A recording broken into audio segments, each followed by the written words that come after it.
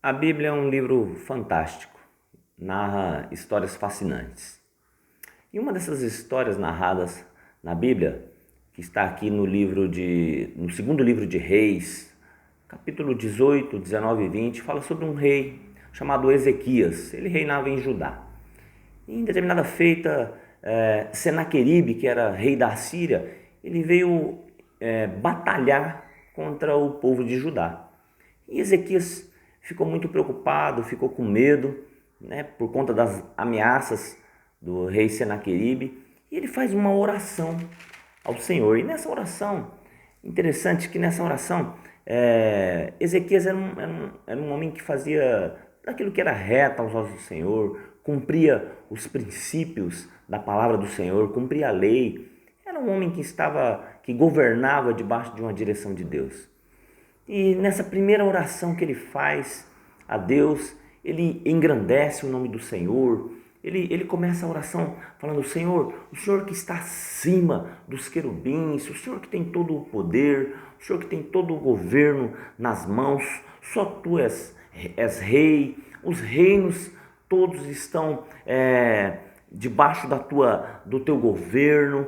Ele clama ali a Deus, para Deus inclinar os seus ouvidos à sua oração, porque ele estava temeroso e era um rei que estava alinhado com Deus, um rei que dependia, que cumpria os princípios da palavra do Senhor. Então ele faz uma oração assim que a impressão que dá é que sai das suas entranhas, uma oração sincera, uma oração transparente de quem realmente está debaixo da dependência do Senhor.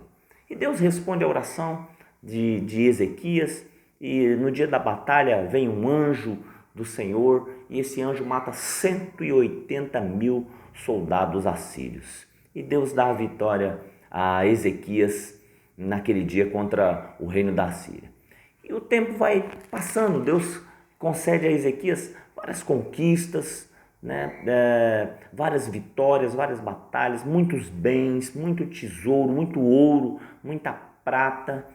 E a impressão que dá é que Ezequias ele começa a deixar essas vitórias, essas conquistas encher o seu coração. Ele começa de certa forma a se orgulhar disso tudo. Em um determinado momento, Ezequias fica doente e Deus manda um profeta lá falar com ele, o profeta Isaías. E o profeta Isaías chega a mando do Senhor e diz: põe em ordem a sua casa, porque você vai morrer. E Ezequias faz uma outra oração.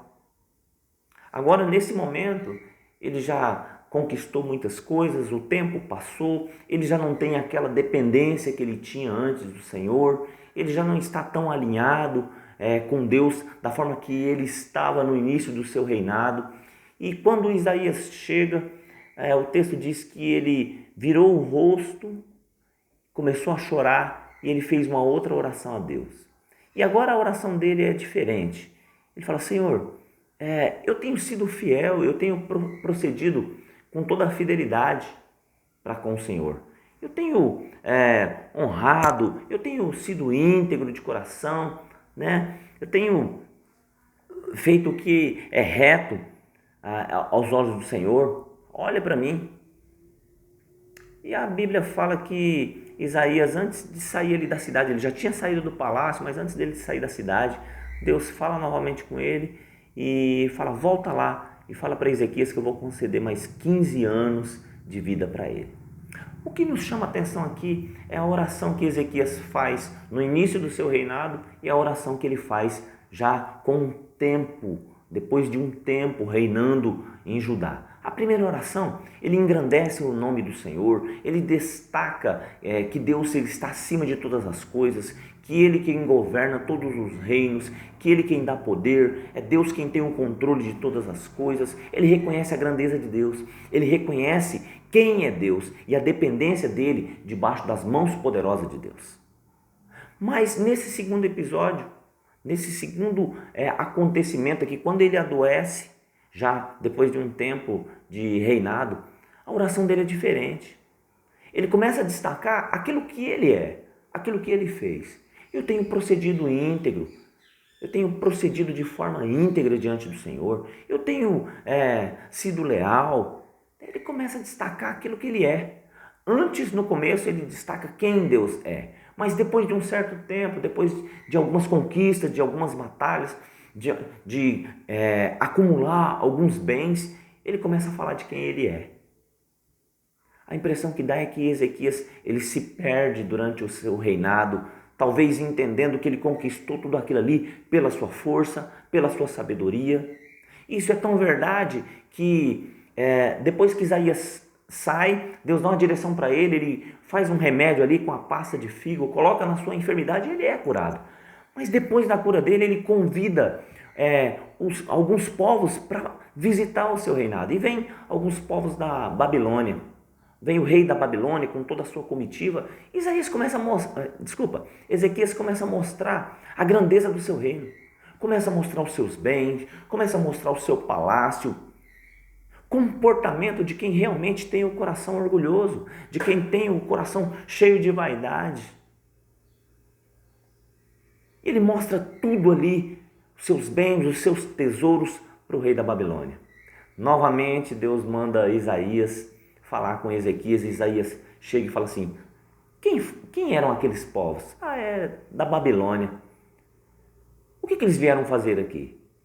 Eu mostrei para eles todo o meu reino, todos os meus bens, todos os meus tesouros. Isaías dá uma palavra firme para Ezequias, amando do Senhor. Diz: não é bom isso que tu fizeste. Por conta disso, todos os seus bens, tudo aquilo que você entesourou, tudo aquilo que os seus pais entesouraram até aqui, o rei da Babilônia vai levar. Isso tudo não vai ser seu. Isso tudo vai ser do rei da Babilônia. E até os seus filhos, que você gerou até agora, eles vão ser eunucos no palácio do rei da Babilônia. Mas isso não vai acontecer nos seus dias, Ezequias. Isso vai acontecer a partir das próximas gerações. Ou seja, isso vai acontecer com os seus filhos. E Ezequias, em um comportamento assim, que parece um comportamento de quem não está entendendo aquilo que está acontecendo, ele diz: boa é essa palavra. Mas ele fala isso porque isso não aconteceria nos seus dias, mas aconteceria nos dias dos seus filhos.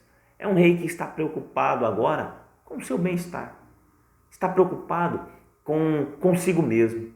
Comportamento de quem é orgulhoso, de quem é egocêntrico.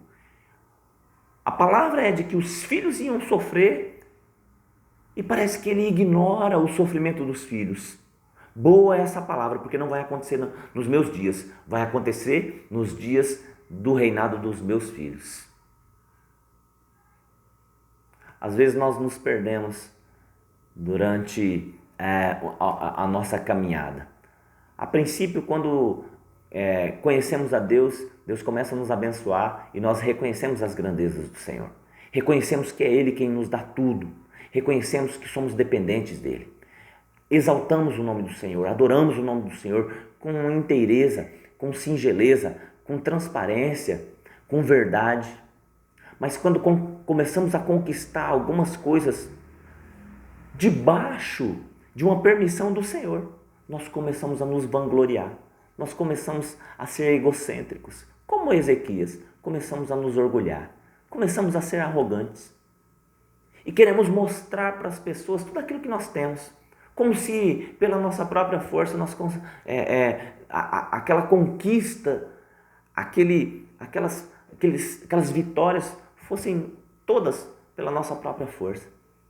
E começamos a mostrar para as pessoas que somos os tais, que temos sabedoria, que temos força. E às vezes mesmo Deus falando conosco, mesmo Deus nos advertindo, como foi o caso aqui de Ezequias. Isaías chegou e foi firme com ele. Por que você está mostrando tudo isso? Por que você está se vangloriando? Olha, por conta disso, tudo isso que você conquistou até agora, você vai perder.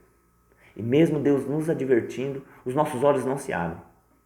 Mesmo Deus nos dando uma palavra de advertência, de exortação, os nossos olhos continuam fechados. E agimos egocentricamente. Ezequias foi assim.